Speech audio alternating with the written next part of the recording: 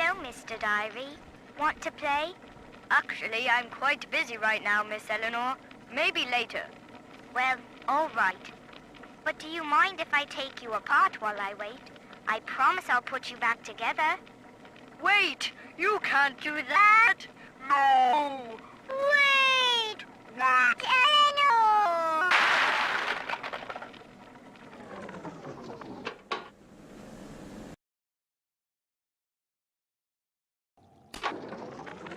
In ethical psychiatry, we must account for... Eleanor Lamb speaking. Mum says I'm not to play with the other children because they're being raised on a diet of dog-eat-dog. I wanted to see these dog-eaters, so I waited until Mum was gone and went out to find one. And guess what? The dog-eaters wear human skins. It makes them look just like us.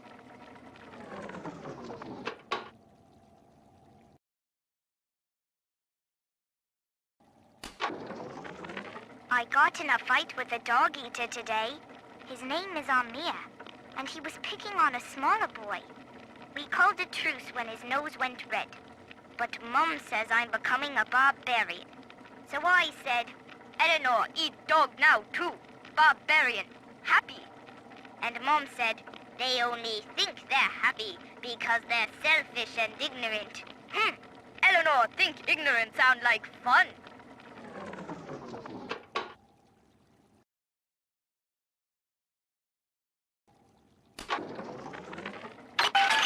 Well, Mr. Diary, Mom's got a new security system to stop me from seeing Amir and the other kids. But security's just made of bits and bobs, like you are, and now we're the best of friends.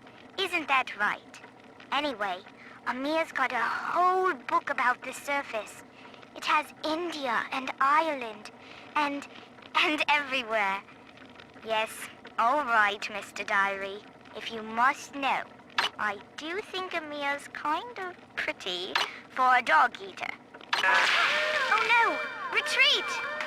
Eleanor, come back here at once.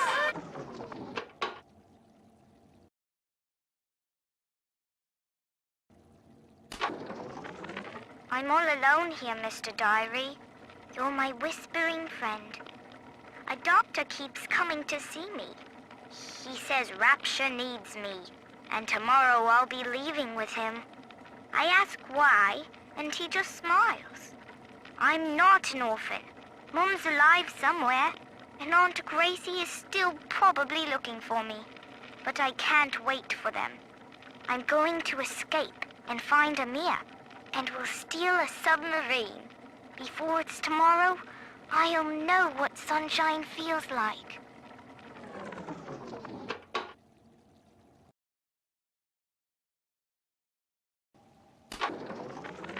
This is Eleanor Lamb speaking. It's been many years since my last diary. Mother found a way to rehabilitate me psychologically, but she can't remove this thing inside my body. I look in the mirror, and I see a freak. I remember very little. Just an artificial sense of peace and a compulsive hunger for Adam. Dr. Alexander is trying to help me adjust. He's responsible for part of my condition, but he wants to make amends.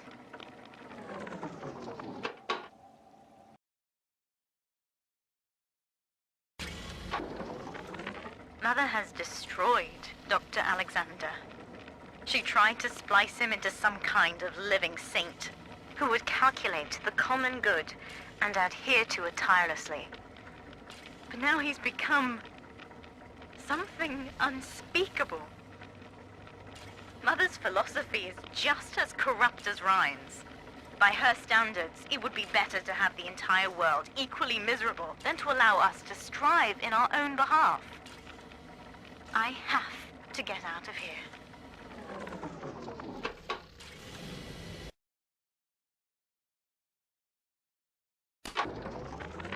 Mother says that my condition is a blessing in disguise. She constantly reminds me that I was born for the express purpose of promoting her ideals. And now, she's trying to convince me to begin splicing with the same cocktail that drove Dr. Alexander mad. She thinks that my condition makes me immune to the damage.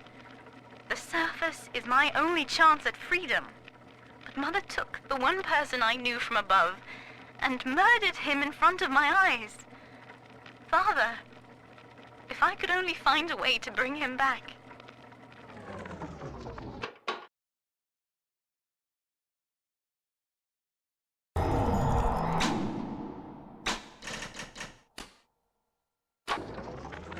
I've been quarantined, but Mother's unaware of the extent of my connections to the new little sisters. I don't just empathize with them. I can control them directly. They are my hands and my eyes now. Better yet, we have found Father's body and took a gene sample. The girls are hiding the samples inside those dolls we used to make. It's only a matter of time before I work out a way to rig one of those vita chambers to seek his genetic signature. And then, I can't wait to see Mother's face.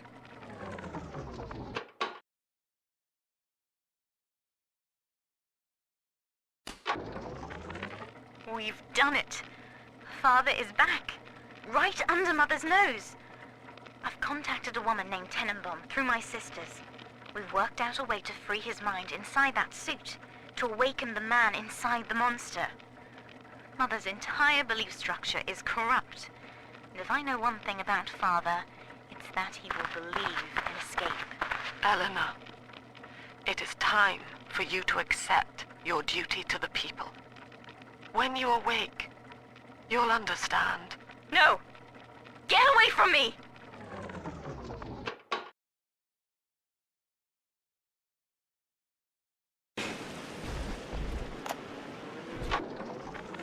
Hello, Mother.